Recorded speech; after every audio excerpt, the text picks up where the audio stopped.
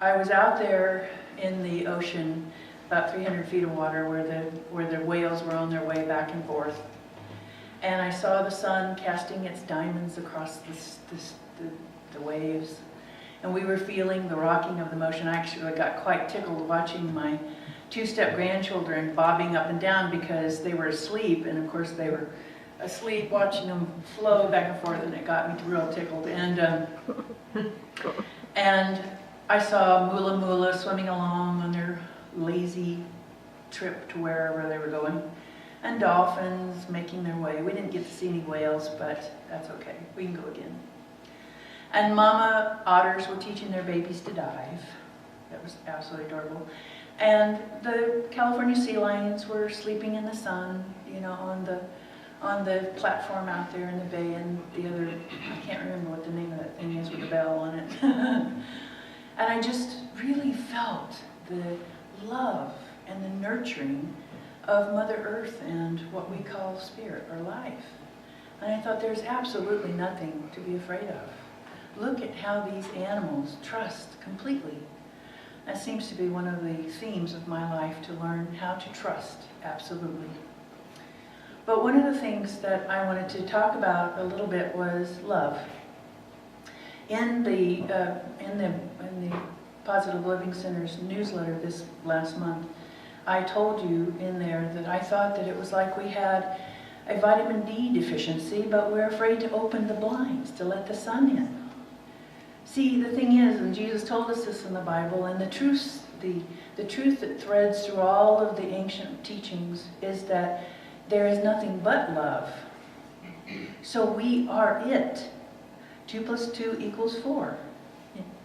So, but the thing is that thought and words are form-based, which is where we get the idea that we're separate. The thing is that you don't have to be something or do something to be lovable, because that's what you are.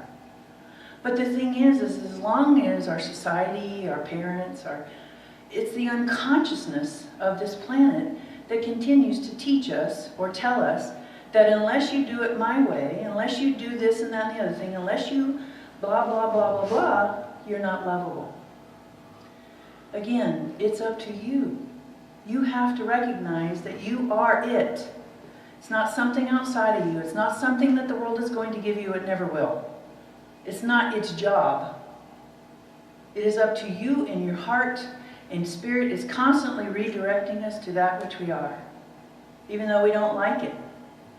Even though we don't want to look at somebody that's caused us quote-unquote pain and say, I'm one with him? Are you kidding me?